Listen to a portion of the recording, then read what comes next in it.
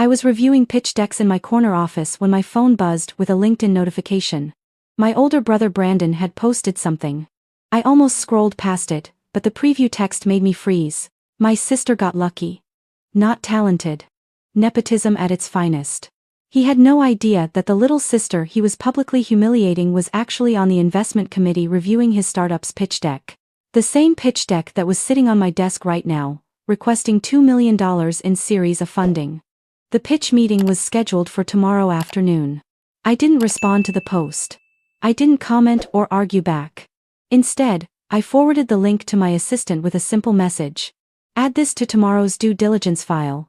Let me back up and explain how we got here. Growing up, Brandon was the golden child. Straight A's, varsity football, class president. I was the artistic one, the dreamer who spent too much time sketching instead of studying, according to my parents. Brandon never let me forget that he was smarter, more driven, more successful. At every family dinner, he'd find a way to mention his SAT scores, his college acceptances, his job offers from Fortune 500 companies. When I told the family I was dropping out of my business program to start a fintech company at 23, Brandon laughed so hard he nearly choked on his wine. Jessica's going to be a CEO, he announced to everyone at Thanksgiving, using air quotes. Of a company that doesn't exist, with money she doesn't have, selling products nobody wants. My parents didn't defend me. They just exchanged worried glances and changed the subject. I spent the next 10 years proving myself. Not to Brandon, I told myself. Not to my parents. Just to myself. I bootstrapped my first company with $15,000 from freelance design work. Lived in a studio apartment with 3 roommates. Ate ramen for months. My first fintech product failed. So did my second. Brandon sent me a thoughtful message after the second failure. It's okay to quit, Jess. Not everyone is cut out for entrepreneurship. There's no shame in getting a real job. I didn't quit. I iterated. I learned. I failed better each time. By 28, my third attempt, Paystream, started gaining traction. By 30, we'd been acquired for $40 million. I could have retired, but I didn't. I joined Venture North as a partner, one of the youngest in the firm's history. Now, at 33, I managed a portfolio worth over $300 million and sat on the investment committee that decided which startups received funding. Brandon knew I worked in venture capital. What he didn't know was which firm, or how senior my position was.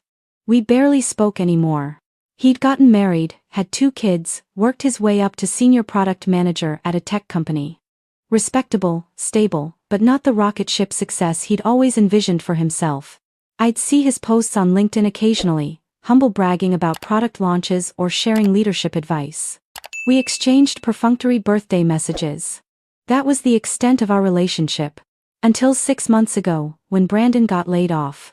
His company went through restructuring, and his entire division was eliminated. I found out through my mom's worried phone call. Your brother's having a hard time, she said. Maybe you could help him network? You must know people in tech. I offered. I really did. I sent him a message offering to make introductions, review his resume, anything he needed. He left me on read. 2 weeks later, he posted on LinkedIn about starting his next chapter and building something revolutionary. He was starting a company. I was genuinely happy for him.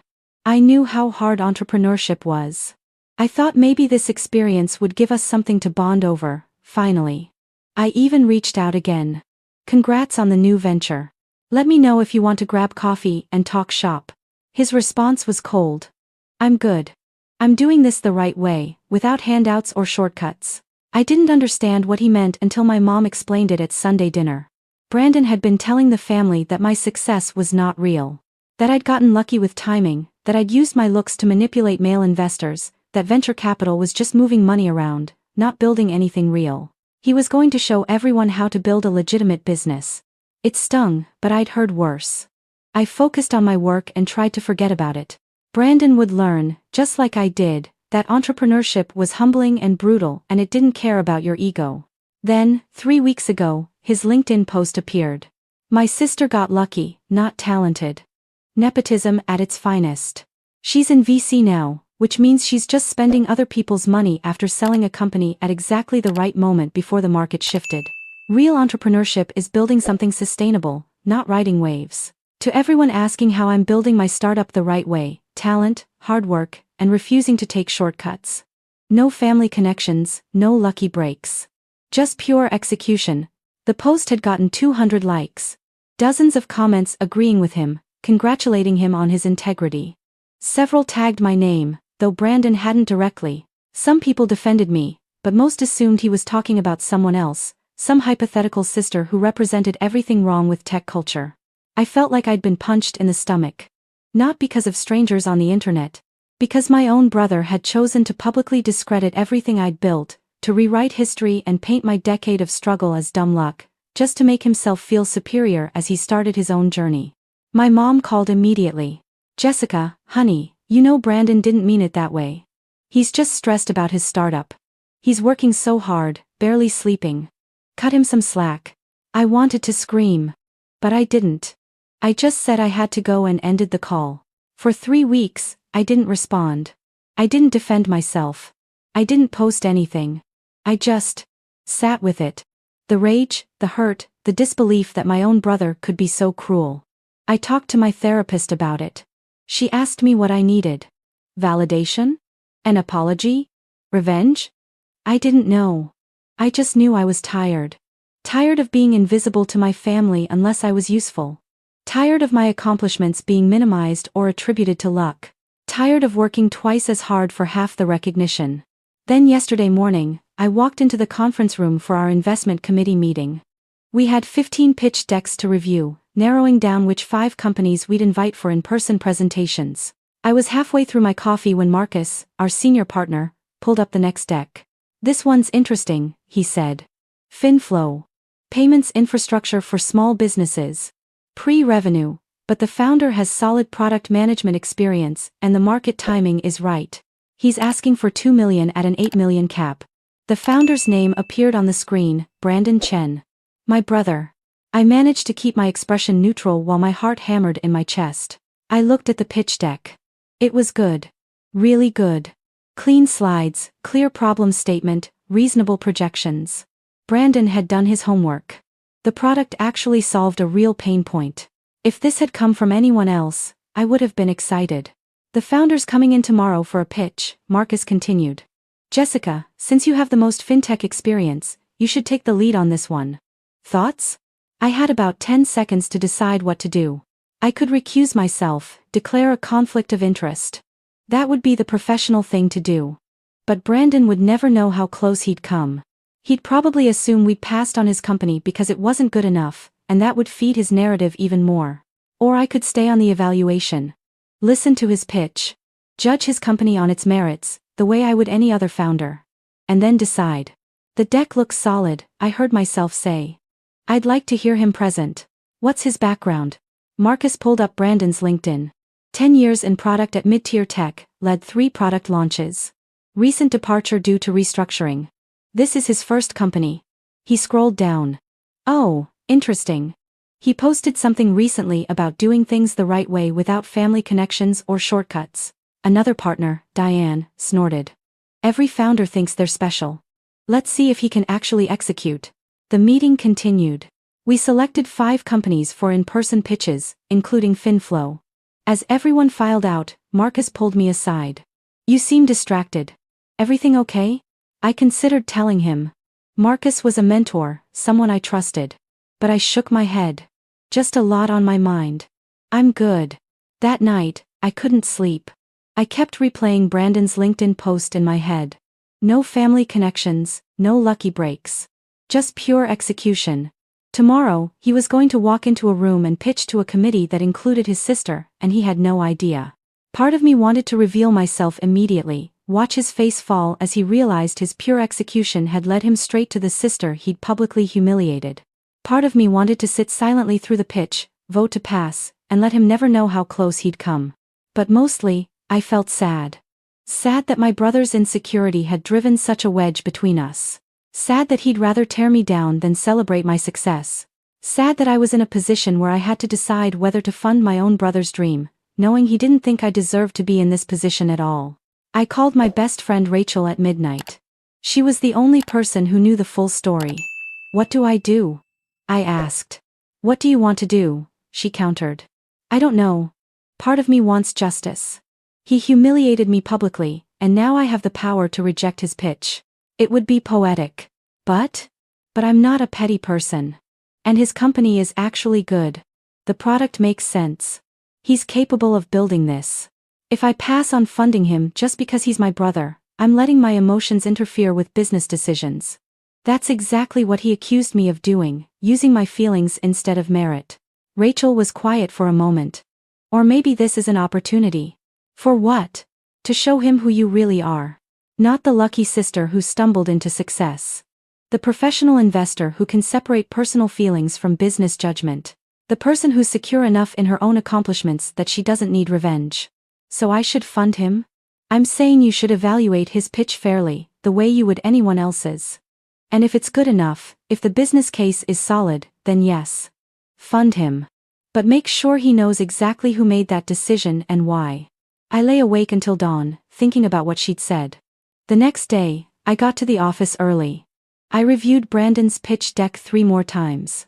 I looked at his market research, his competitive analysis, his financial projections. I stalked his LinkedIn, read every post he'd made about his startup journey. I even watched a podcast interview he'd done last week about his vision for FinFlow. In the interview, he talked about being inspired by his sister's company, though he didn't name me. I watched someone close to me build a fintech product, and I saw all the mistakes they made, all the luck they needed to succeed. I knew I could do it better, more sustainably, with a clearer strategy. My first instinct was anger. But as I listened more carefully, I heard something else underneath the arrogance: fear. Brandon was terrified of failing. Every dig at me was really him trying to convince himself that he was different, that he would succeed where he assumed I'd gotten lucky. He needed to believe that my success was an accident, because if it wasn't, if I'd actually earned it through talent and hard work, then his own success wasn't guaranteed. I felt something unexpected. Compassion. I remembered being 23, pitching my first investor, trying so hard to project confidence while secretly wondering if I was fooling everyone, including myself. The imposter syndrome never fully goes away, even when you've proven yourself a dozen times over. Brandon was living through that now, and he was coping by tearing down the one person who could have helped him through it. The pitch was scheduled for 2 p.m.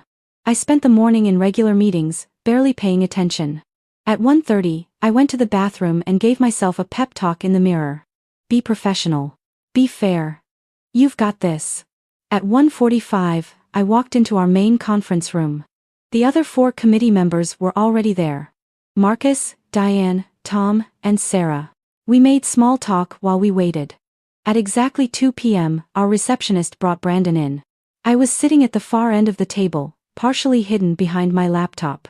Brandon walked in confidently, shaking hands with everyone, making small talk. He had a messenger bag slung over his shoulder and wore a button-down shirt with jeans, the standard founder uniform. He looked good. Healthy. Energized in a way I hadn't seen in years. He worked his way down the table, shaking hands. When he got to me, I was typing something on my laptop, not looking up yet. "Hi, I'm Brandon Chen, founder of FinFlow," he said, extending his hand. I looked up slowly, closed my laptop, and met his eyes. For 3 full seconds, his brain couldn't process what he was seeing. I watched confusion flicker across his face, then recognition, then shock, then something like horror. His extended hand froze in midair. "Hello, Brandon," I said calmly. "I'm Jessica Chen, partner at Venture North. It's good to see you." His face went completely white. His hand dropped to his side. Jessica? You work here? For 3 years now," I said. "Please, have a seat. We're excited to hear about FinFlow." Marcus looked between us curiously. "Do you two know each other?"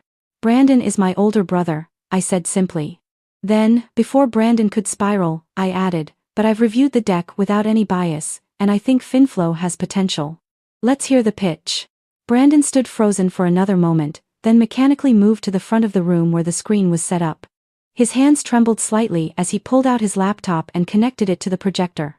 I could see his mind racing, trying to recalibrate, probably remembering every word of his LinkedIn post. He started, then stopped. Cleared his throat. "Should I? Is this a conflict of interest?" "That's for us to determine," Diane said. "Jessica has been transparent about your relationship. If you're comfortable proceeding, we'd like to hear your pitch. If not, we can reschedule with a different panel. Brandon looked at me. I kept my expression neutral, professional. This was his decision. No, I'll present, he said finally. The pitch was rough. Brandon was clearly rattled. He stumbled over slides that I could tell he practiced 100 times. He mixed up numbers, lost his train of thought, spoke too fast. It was painful to watch. Not because I enjoyed seeing him struggle, but because I could see the good pitch underneath the panic, and I knew he was sabotaging himself. About 10 minutes in, after he'd fumbled the same statistic twice, I spoke up. Brandon, take a breath. You clearly know this material. Let's reset. Tell us about the problem you're solving. Not from the deck. Just talk to us. He looked at me with something like desperation. Then nodded. Took a visible breath. And started over. This time, it was better. He talked about his experience at mid-tier tech, working with small business clients who struggled with payment processing. How existing solutions were too expensive or too complicated. How he'd spent months interviewing potential customers, validating the problem. His passion came through. The pitch got stronger. The other committee members started asking questions. Good ones. Tough ones. Brandon handled them well, showing depth of knowledge about his market and competition. I stayed mostly quiet, letting my colleagues take the lead. Finally, Marcus turned to me. Jessica, you've been silent. As our fintech expert, what do you think? Everyone looked at me, including Brandon. His eyes were pleading, but also proud. He'd recovered from his rough start and delivered a solid pitch. The market opportunity is real, I said carefully. The product addresses a genuine pain point. The founder has relevant experience. I paused, choosing my next words carefully. My main concern is around founder resilience and judgment. Starting a company requires humility, the ability to learn from others, and the wisdom to accept help when it's offered. Brandon's jaw tightened. He knew exactly what I was referencing. That said, I continued, those are things that can be developed. The core business fundamentals are sound. I looked at Brandon directly. Can you tell us about a time when you had to admit you were wrong about something important and change course? The room was silent. Brandon stared at me for a long moment. I could see him processing the question, understanding that I was giving him an opportunity. He started, then stopped. Started again. Recently, I've realized that I've been operating from a place of insecurity rather than confidence. I've been so focused on proving that I could succeed on my own, that I've pushed away people who could have helped me. I've minimized others' accomplishments to make myself feel better about my own journey. He wasn't looking at the committee anymore. He was looking at me. I told myself I didn't need mentorship or advice, because accepting help would mean I wasn't capable. But watching my pitch fall apart 10 minutes ago made me realize that's stupid. Pride is expensive. It costs you opportunities and relationships. He paused. I'm still learning that lesson. But I'm trying to be better. The vulnerability was real. So was the recognition. It wasn't a full apology, not yet, but it was acknowledgement. That mattered. After some final questions, we thanked Brandon and told him we'd be in touch within a week. He packed up his materials, shook hands with everyone again. When he got to me, he held my hand a moment longer than necessary. Can we talk? He asked quietly. After this? Privately? I'll have my assistant set something up, I said professionally. But my tone was softer than before. After he left, the committee debriefed. The consensus was positive despite the rocky start. The fundamentals are there, Tom said. He just needs coaching on his pitch delivery. The product is solid, Sarah added. Market timing is right. If we can get comfortable with the founder, I'd support funding. Everyone looked at me. Marcus spoke carefully. Jessica, you know him better than we do. What's your gut say? I thought about Brandon's question earlier, was this a conflict of interest? Technically, yes. But not in the way most people would think. The conflict wasn't between my role as investor and my role as sister. It was between my desire for justice and my commitment to fairness. Brandon had hurt me. His LinkedIn post was cruel and unfair. Part of me wanted to reject his pitch, to let him fail without my help, to prove that I was successful on merit and he needed me more than I'd ever needed him. But that wasn't who I wanted to be, and more importantly, it wasn't good business. FinFlow was a solid investment opportunity. The product was viable. The market was there. Brandon had the skills to build it, even if he needed to work on his ego. I think, I said slowly, that we should fund him. But with conditions. What kind of conditions? Diane asked. Standard stuff. Quarterly board meetings, financial reporting, the usual oversight. But also. I paused. I want him to work with an executive coach. Someone who can help him develop the leadership and interpersonal skills he'll need as a CEO.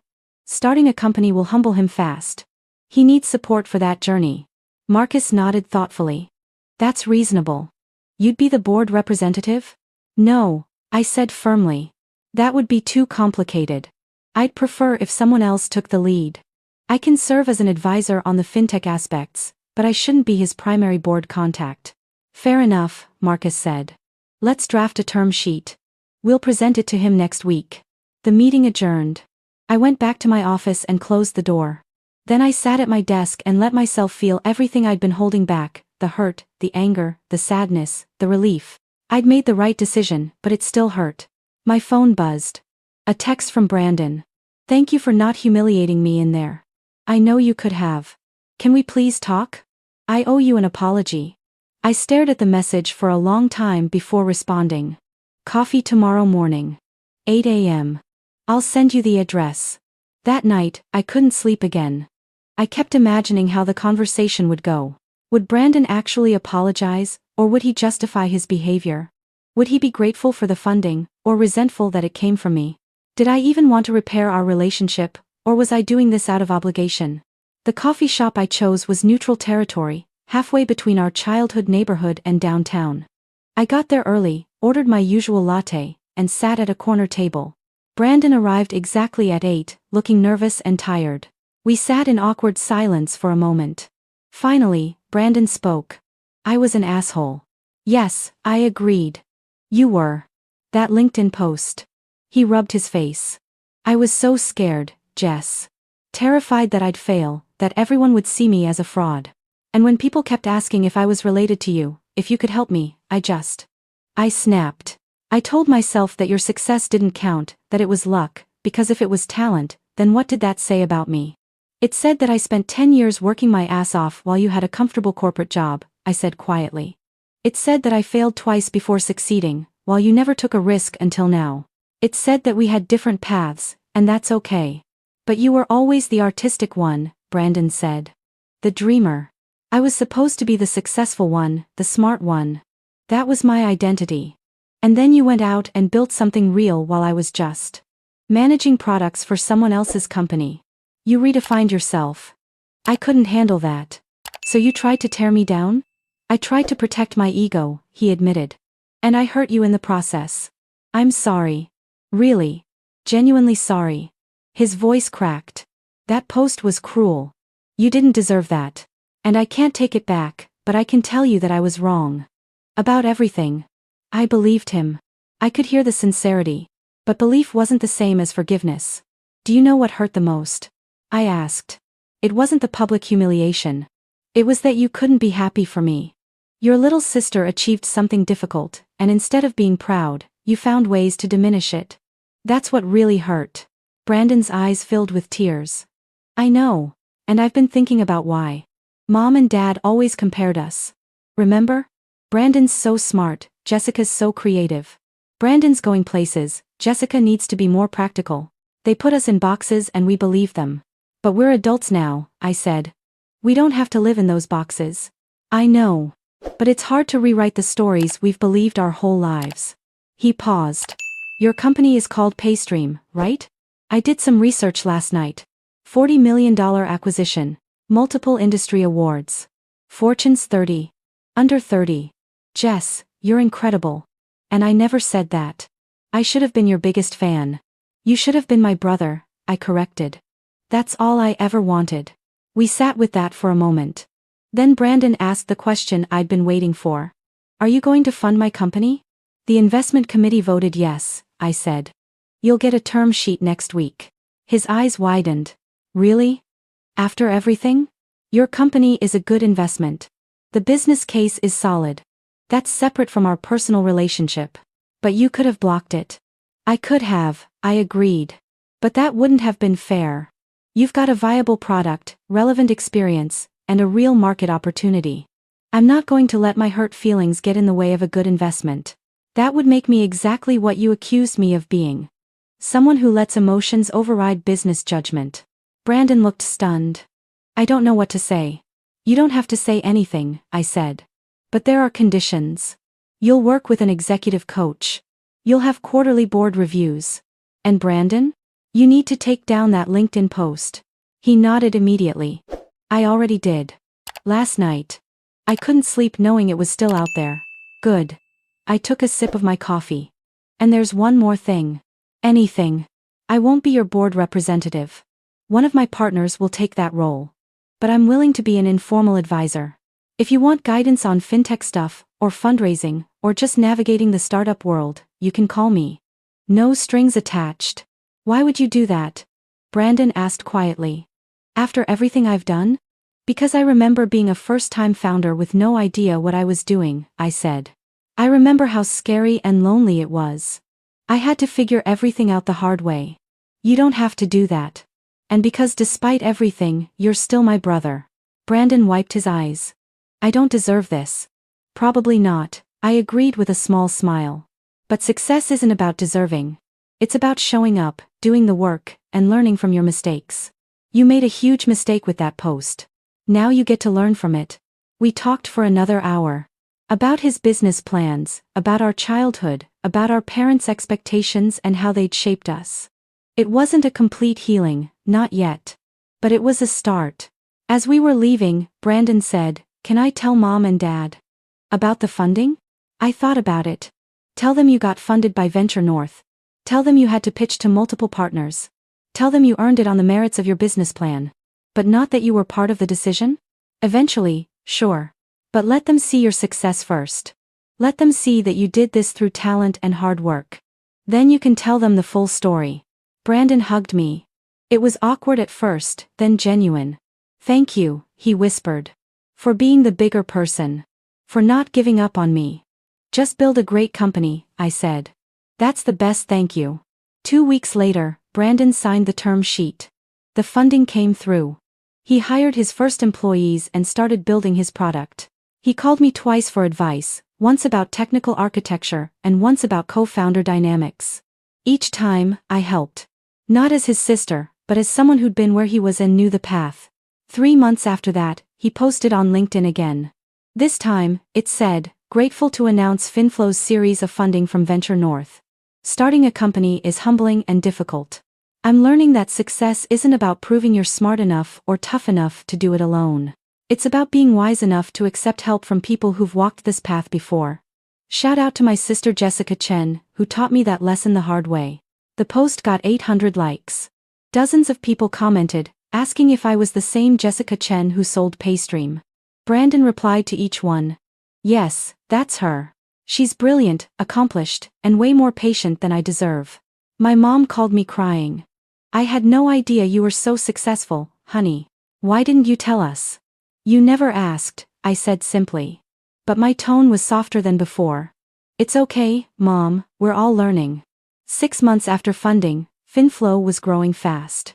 Brandon had hired well, launched his first product, and started getting real customer traction. He called me every few weeks, sometimes for business advice, sometimes just to talk. Slowly, carefully, we rebuilt our relationship. At our next family dinner, Brandon stood up and clinked his glass. I want to make a toast, he announced. To Jessica.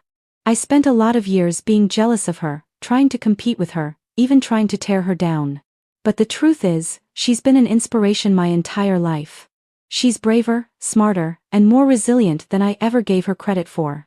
Jess, I'm proud of you. And I'm sorry it took me so long to say that. I felt tears in my eyes. Thank you, I managed. That means everything. My dad raised his glass, looking embarrassed. We should have said this years ago, Jessie. We're proud of both of you. For different reasons, in different ways, but equally proud.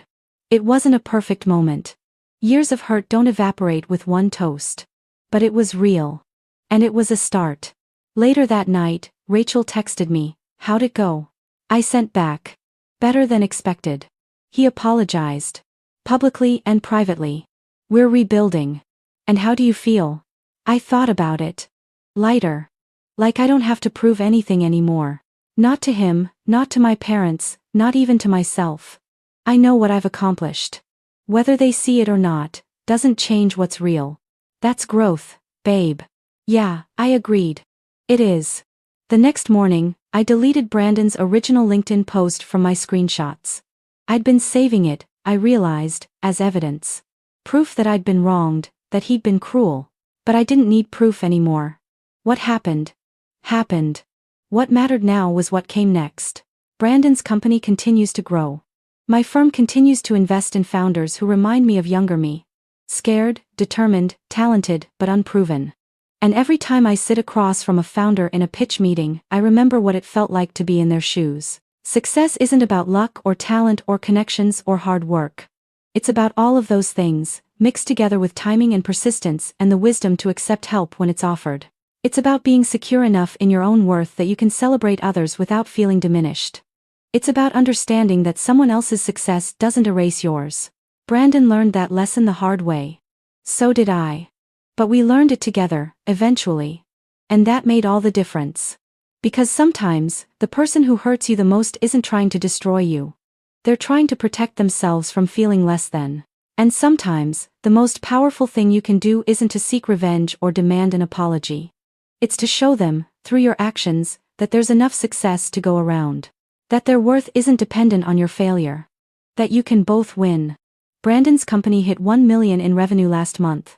He called me immediately, excited as a kid on Christmas. We did it, Jess. We actually did it. No, I corrected gently. You did it. Your team, your vision, your execution. I just wrote a check. You did more than that, he insisted. You believed in me when I didn't believe in myself. When I definitely didn't deserve it. Everyone deserves a second chance, I said. That's the thing about family. We mess up. We hurt each other. But if we're willing to do the work, we can heal. Are we healed? Brandon asked quietly. Or still healing? I smiled. Still healing. But that's okay. Healing isn't a destination. It's a practice. And that's the truth, right there. The story doesn't end with revenge or vindication or even reconciliation. It ends with the understanding that relationships are living things that require constant attention and care. That forgiveness is a choice you make every day, not once. That success means different things to different people, and all of those definitions are valid. Brandon thought I got lucky. Maybe I did, in some ways. But I also worked harder than I'd ever worked for anything, failed more times than I can count, and learned to turn rejection into motivation. And when I had the chance to reject him, to let him feel what I'd felt, I chose differently. Not because I'm a saint, but because I'm secure enough in my own story that I don't need his validation. That's the real power, I've learned. Not being the CEO or the investor or the successful one. But being the person who can hold space for someone else's growth, even when they've hurt you. Being the person who can separate personal pain from professional judgment. Being the person who shows up anyway. That's what success looks like. Not the titles or the money or the LinkedIn posts. But the quiet knowledge that you handled a difficult situation with grace, that you chose growth over grudge, that you made room for someone else's redemption even when they didn't deserve it. And you know what? It feels pretty damn good.